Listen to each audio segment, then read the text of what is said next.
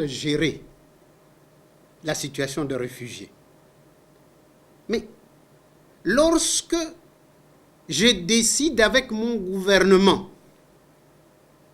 que tous les réfugiés devaient quitter le territoire de mon pays au plus tard le 31 décembre 1995, et que le président Mobutu me dit « ce n'est pas comme ça, prends une position contraire », et je reçois de la communauté internationale le secrétaire général des Nations Unies, Boutros Ghali, le sous-secrétaire d'État américain, George Moose, le directeur pour Afrique, Rochero de la Sabrière, pour me dire, écoutez, non, il faut suivre la voie du président, il ne faut pas vous opposer au président sur ce chapitre.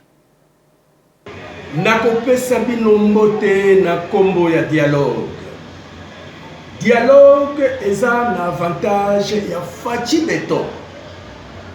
Guerre est un avantage ya Kagame. Ça fait plus de 6 ans nazo yebisa bino tokende dialogue. Mais bato babandaki ko comprendre ngai te. Lelo, le Congo est abandonné. SADC a retiré ma force naïe. Seule force, pour le moment, c'est le peuple congolais. Il faut sensibiliser le peuple congolais. L'histoire se répète. Faci à Genève, ma maman va tata bandeko. Binomoko Boyebi, histoire à Genève. Il était resté tout seul, comme aujourd'hui. Et comme il avait le peuple derrière lui, il a gagné.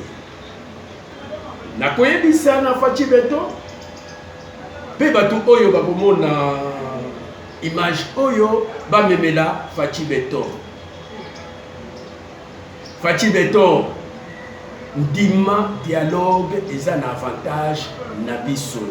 Selon résolution 2773, il y a conseil de sécurité. Basenga kibiso deux choses. 1. Tokende ko kanga kanga ba FDLR. Et puis dialogue. Lelo na bobanda na ba FDLR. Kokanga ba FDLR ezala lisusu l'avantage na biso. Parce que c'est l'ONU qui a imposé à Kibiso Toyamba ba FDLR. Mais ONU appelle ça qui Mongoté. Bolanda interview à les amis de Wechi à Papa Kengo en 2001. La situation de réfugiés. Mais lorsque je décide avec mon gouvernement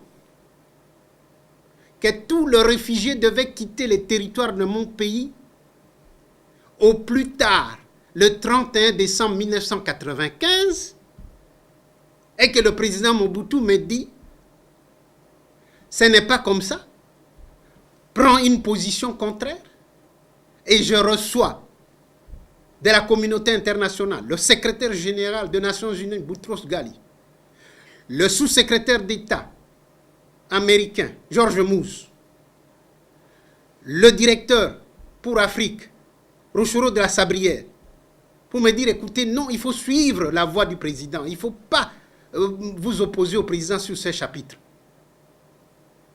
Alors que toute la population du Kivu avait mobilisé ses moyens de transport pour aider les réfugiés à rentrer. La vérité, c'est que la communauté internationale ne voulait pas, alors que la même communauté internationale, par 2 résolutions du Conseil de sécurité, a voté le déploiement de forces multinationales qui devaient constituer les couloirs de sécurité pour permettre aux réfugiés de rentrer dans leur pays dans la paix et la dignité. Cette même communauté internationale reviendra sans que les résolutions du Conseil de sécurité aient été démenties par d'autres résolutions, qu'on ne déploierait plus parce que le Rwanda venait de bombarder les camps des réfugiés et que tous les réfugiés sont rentrés.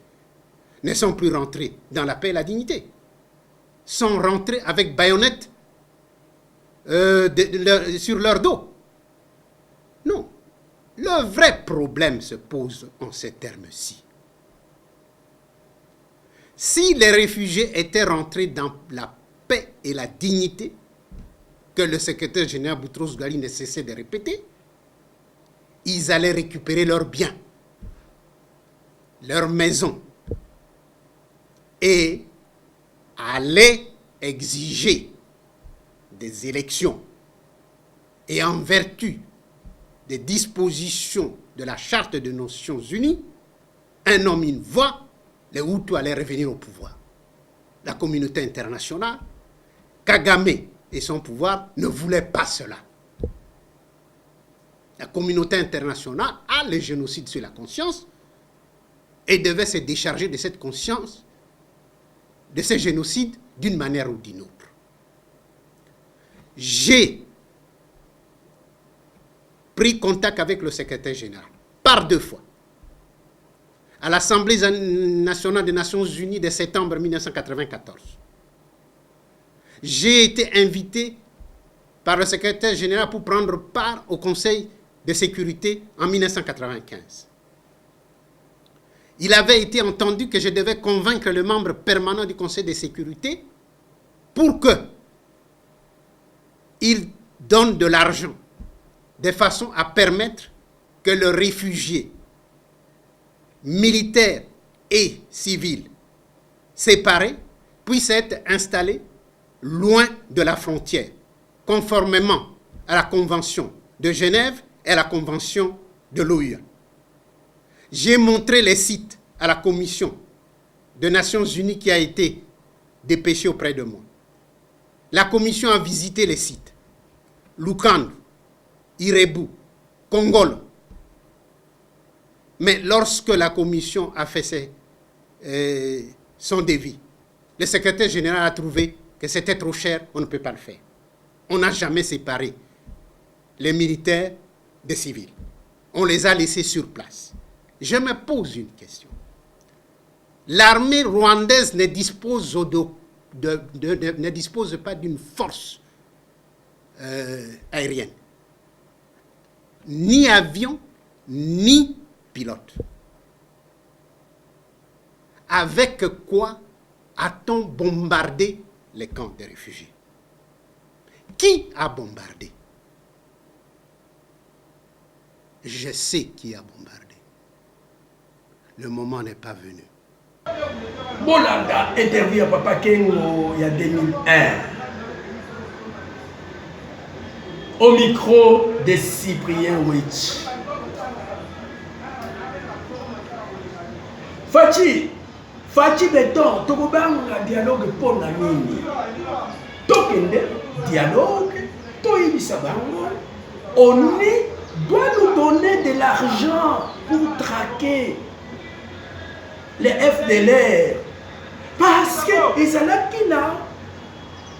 Parce que ils ont là obligation na bango. Il y a pour séparer les civils, les militaires, les mbongo. Les mbongo te, sikoyo.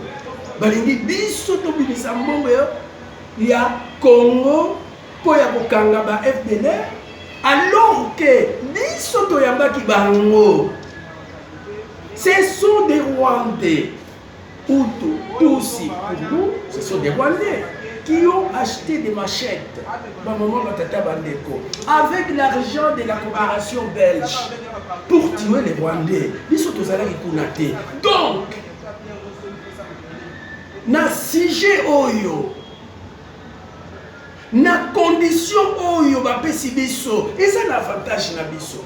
Il faut avoir maintenant des gens capables pour aller défendre cause oyo lokola biso ba Cyprien Wechi to maîtriser dossier oyo.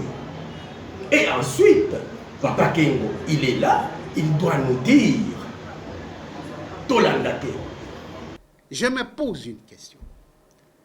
L'armée rwandaise ne dispose, ne dispose pas d'une force aérienne. Ni avion, ni pilote. Avec quoi a-t-on bombardé les camps des réfugiés? Qui a bombardé? Je sais qui a bombardé. Le moment n'est pas venu. Papa Kingo doit nous dire qui a bombardé les camps des réfugiés. Donc, condition oyo est un avantage na biso. Pour nani ni tokoboya kokende dialogue pour nani.